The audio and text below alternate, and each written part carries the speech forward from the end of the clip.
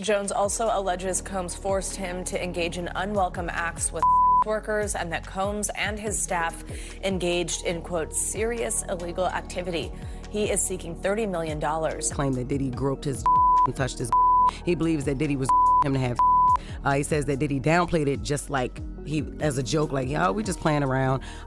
Just horse playing. Yeah. You know, if someone had pulled Diddy aside years back and said, hey, you are going to be in this crazy situation one day, he'd probably have laughed it off. But that's karma for you, sneaking up like a thief in the night, right where it hurts the most, and in double doses. Diddy has always had this swirling cloud of controversy hanging over him. From whispers to full-blown scandals, he's been a magnet for attention, and not always the good kind. And lately, it seems like the spotlight's gotten even harsher. First, there were those lawsuits from Cassie, then the whole drama with other girls, and now, just when you thought it couldn't get any messier, boom, another lawsuit from a producer, plus a whole bunch of other accusations flying around. I mean, we're talking about the guy who practically built an empire, managing legends like Biggie. But now, it's like his own power and influence might be turning against him, allegedly being used to stomp on the little guys and maybe even take advantage of them. It's got people wondering if we're witnessing the end of an era for Diddy and all his business ventures. Guys, this is heavy stuff, but stick around because we're about to dive deep into the details. Deep, bro. Diddy might be out of here, huh? I think Diddy's out of here. Meaning like jail?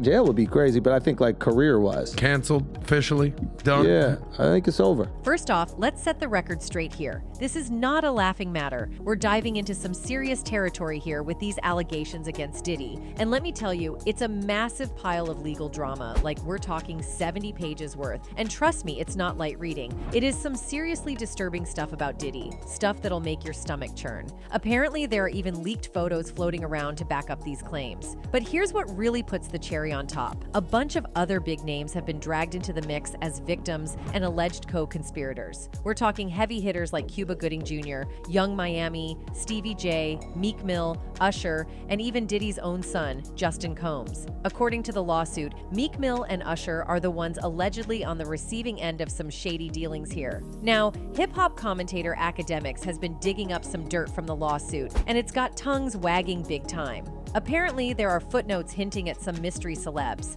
a Philadelphia rapper who dated Nicki Minaj, and an R&B singer who performed at the Super Bowl and had a successful Vegas residency. And the footnotes in this legal saga got people buzzing, hinting that these mystery celebs might just be Meek Mill and Usher themselves. Mr. Combs informed Mr. Jones that he had engaged rapper 5, that's redacted. Look, 5, he's a Philadelphia rapper who dated Nicki Minaj. This is saying that you and Diddy were what the me? And then the next person, R&B singer 6, redacted. Look, he performed at the Super Bowl and had a successful Vegas residency.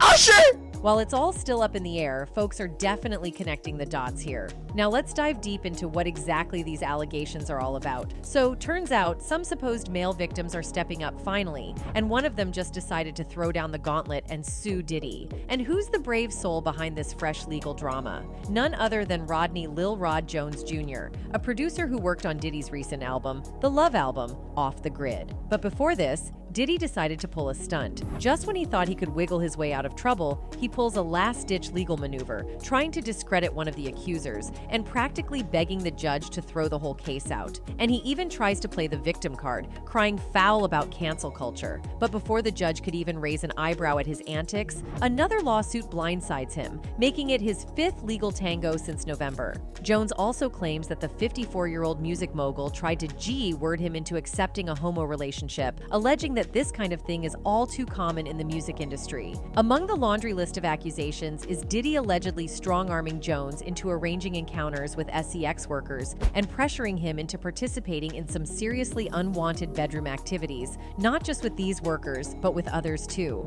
And if that's not enough to make your jaw hit the floor, get this, Diddy supposedly served up spiked drinks to unsuspecting guests at his swanky parties. According to the lawsuit, there are even screenshots supposedly showing gatherings at Diddy's dig gigs that included underage girls and more sex workers. And get this, some of these ladies allegedly had their drinks tampered with at Diddy's direction. This legal bombshell also called out some other names like about Diddy's right-hand woman, Christina Koram, Universal Music Group CEO Sir Lucian Grange, and former Motown Records CEO Ethiopia Habtemariam. They're all caught up in this legal whirlwind. Jones says in the lawsuit that Grange, Habtemariam, Motown Records, Love Records, and Universal Music Group effectively worked together with Combs in a RICO enterprise that failed to adequately monitor, warn, or supervise the actions of Combs, his son, and his chief of staff. A RICO enterprise is any individuals or groups that act together to violate the Racketeer Influenced and Corrupt Organizations Act. And Jones isn't just looking for a slap on the wrist here. He's aiming high, seeking a cool $30 million in damages. But an attorney for Combs is slamming Jones' claims as pure fiction, straight up calling them out as a cheap ploy to grab headlines. We have overwhelming, indisputable proof that his claims are complete lies. Our attempts to share this proof with Mr. Jones' attorney, Tyrone Blackburn, have been ignored as Mr. Blackburn refuses to return our calls, the attorney, Sean Hawley, said in a statement. We will address these outlandish allegations in court and take all appropriate action against those who make them. Now, according to Jones' lawsuit, he claims that back in August 2022, Diddy himself reached out to him to produce some tunes for the R&B album, The Love Album, Off the Grid, which ended up snagging a Grammy nomination after its release in September 2023. But here's the kicker. Jones says his life took a nosedive after he agreed to work with Diddy. Jones alleges that Combs' sex harassed and aided him while he lived with him at Combs' homes in Florida, Los Angeles, and New York, as well as on a yacht Combs rented in the U.S. Virgin Islands. The harassment and included constant unsolicited and unauthorized groping and touching of his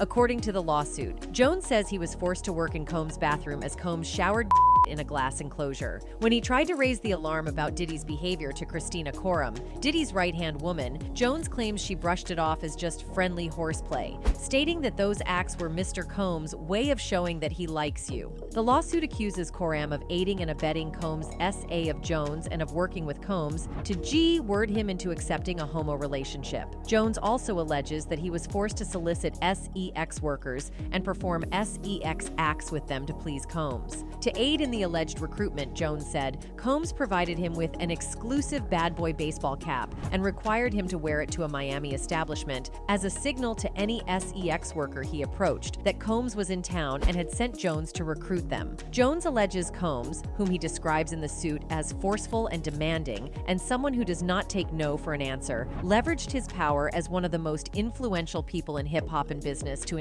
him, including by threatening to inflict bodily harm if Jones did not comply with his demands. On one occasion, Jones alleges, Combs forced him to watch as he displayed and bragged about getting away with shooting people. In a separate incident, Jones alleges, Combs shared that he was responsible for a shooting in a nightclub in New York City in 1999 with the rapper Shine, born Jamal Barrow. A jury acquitted Combs of possession and bribery charges in connection with that incident, while Barrow was sentenced to 10 years in jail. Jones was terrified of Combs and felt he could not tell him no, according to the suit. Mr. Combs consistently made it clear that he has immense power in the music industry and with law enforcement, the lawsuit says. Jones says in the lawsuit that he has video and audio evidence to support some of the allegations. The lawsuit says that Combs required Jones to record him constantly, and that on several occasions, Combs took Jones's cell phone to record himself. As a result, Jones alleges he has hundreds of hours of video and audio records of Combs, his staff, and his guests engaging in serious illegal activity. Jones says in the suit that he believes Combs also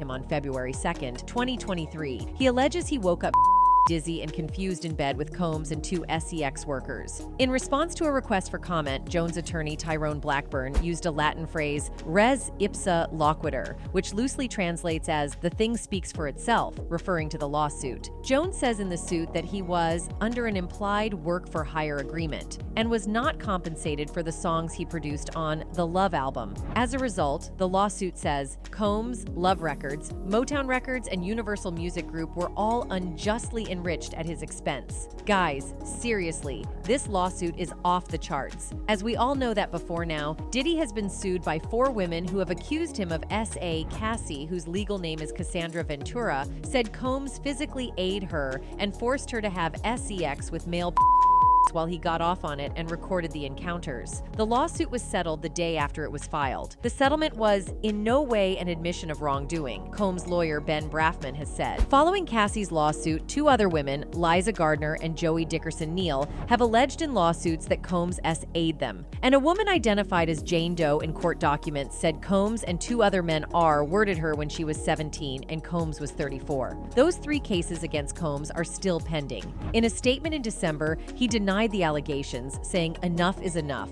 and called the claims against him sickening. Let me be absolutely clear. I did not do any of the awful things being alleged. I will fight for my name, my family, and for the truth, he said in the statement. Guys, this is crazy. The accusations flying around could seriously dent Diddy's legacy and his whole business empire. I mean, after Ventura dropped her Bombshell lawsuit, 3 of Diddy's former artists came out in support of her. And that's not all. Around the same time, Diddy stepped down from his chairman position at Revolt TV. Then, in December, Hulu pulled the plug on a reality show that was supposed to be all about Diddy's family. And if that's not enough drama for you, in January, Diddy settled his lawsuit with Diageo, where he was accusing them of racism. But hold on to your seats, folks, because we're about to dive into the other big names caught up in this legal tornado. First up, we have Cuba Gooding Jr. According to the legal docs that TMZ managed to get their hands on, Jones believes that Diddy was pulling some shady moves with the intention of passing him off to other folks. And get this, he claims that Diddy introduced him to Cuba on his swanky yacht. And let's just say things took a nosedive into uncomfortable territory real quick. Allegedly, Cuba started making unwanted moves on Jones, totally crossing the line until Jones had to push him away. Jones even tossed in a pic of Cuba hugging him as supposed evidence. Mr. Combs had dominion and control over the actions of Cuba Gooding Jr.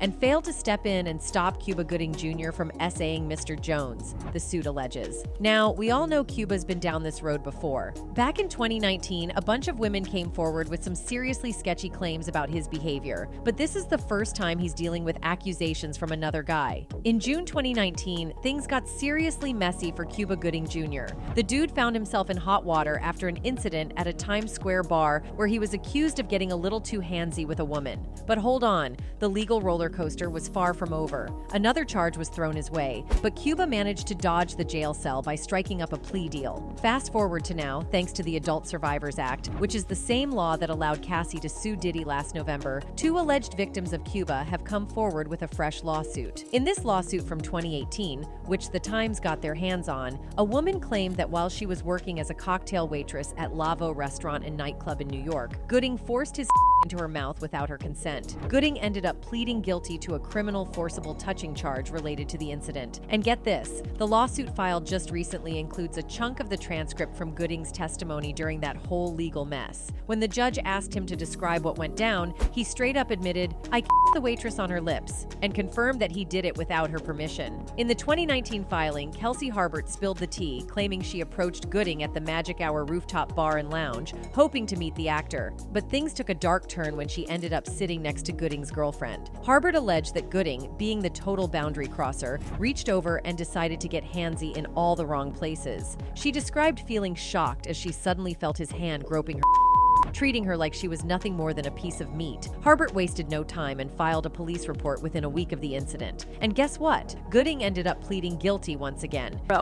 The video appears to show Gooding putting his hand on her thigh. A few seconds later, his hand appearing to move up towards her breast. Gooding is then seen pulling her hands to his lips. Now, fast forward to the civil lawsuit, where Gooding straight up confirmed that it was indeed non-consensual physical contact during his hearing. Both women involved are seeking some serious damages for and battery, lost wages, and the emotional, mental, and physical toll this whole mess took on them. Oh, and let's not forget about those attorneys' fees. As for Gooding's camp, they've been pretty tight-lipped about the whole ordeal, with no immediate response to the media's inquiries. Gloria Allred, who's representing the 2 plaintiffs, isn't holding back. In a statement, she made it clear that her clients aren't backing down. They're seeking the justice they couldn't quite nab in the criminal case, and they're not stopping until they get it. Then we've got Young Miami. Jones is dropping bombshells left and right, claiming he's got solid evidence of some seriously shady stuff going down. He alleges that Young Miami's cousin or assistant, whoever it may be,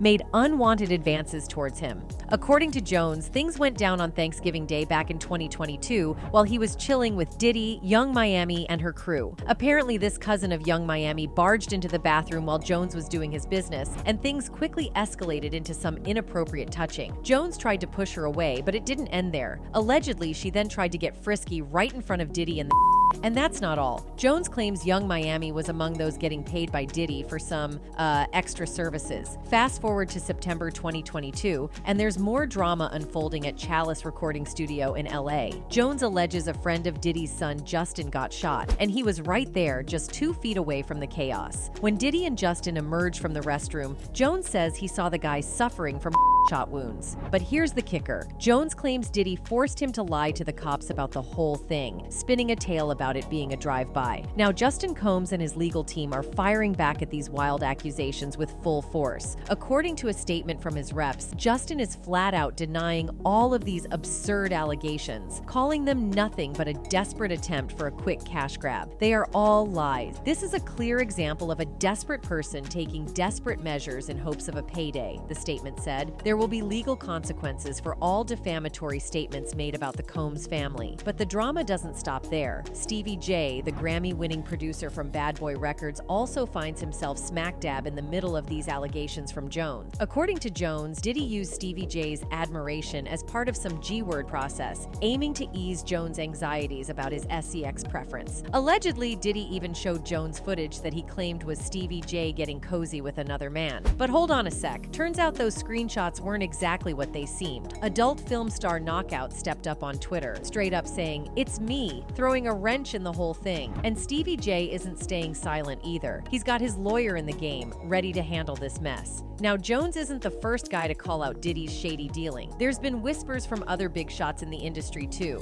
Let's start with actor and choreographer Columbus Short, who recently shared a video claiming Diddy tried to get him to come to his hotel room at 3 a.m. In a video, he straight up said Diddy tried to pull him into a late-night hotel room situation at 3 a.m. Columbus ain't keeping quiet about it either. He's like, I'm snitching in the kitchen." Columbus shared the story, saying he got a random call from Diddy in the middle of the night when he was still married. Diddy was all, "Why weren't you at the BET Awards?" Columbus, being a married man and all, was like, I'm in bed with my wife, man." Diddy, unfazed, dropped the bomb that he was at the Beverly Hills Hotel, just chilling solo. Now, props to Columbus for speaking up, but can we please retire the word snitch, especially when it's about reporting serious stuff like SA? It's not snitching, it's being a decent human and doing your civic duty. We need more people calling out bad behavior, not turning a blind eye. Then there's Usher. Back in the 90s, Diddy ran this thing called Puffy Flavor Camp. It was like a crash course for young stars to get some mentorship from the man himself. And let me tell you, the stories these celebs have spilled about their time in Puffy Flavor Camp are just wild. Usher, the R&B sensation we all know, spilled the beans in 2016. He told Howard that he really got a taste of fame after spending a year living with Puff Daddy when he was just 14. Picture it, young Usher wowing L.A. Reid with his musical skills, and bam, he's jetting off to New York to crash with Puffy during the golden era of Bad Boy Records, all in the name of getting the real deal scoop on making it big in the music scene. "I got a chance to see something. I went there to see the lifestyle and I saw it," Usher said during his first Stern Show interview. "It was pretty wild. It was crazy," Usher said, while rattling off some of the biggest names in hip-hop who were a constant presence at Puffy's house, including Notorious Big, Lil' Kim, Faith Evans, Mary J. Blige, and Craig Mack. "I was like the little brother. They called me Baby Boo," Usher spilled. Also, there's Sway Lee, who took a trip to the Bahamas with Diddy a few years back. And then there's Justin Bieber, who apparently had some fear vibes going on whenever Diddy was around. Now here's a bombshell. An unnamed guy has come forward, accusing Diddy of some serious allegations dating back to 1989. The guy claims he was SA'd by Diddy and a friend after an off-campus party at Howard University. The guy says, "I know this is random, but my name is blank and I was SA'd by Diddy and a friend of his on April 15th, 1989 in DC. It has taken a lot of strength for me to get to this stage of self-assurance, but I now know I have nothing to be ashamed of. I attended Howard University the same time he was there, and I was taken advantage of after an off-campus party. I will be the first to admit I was in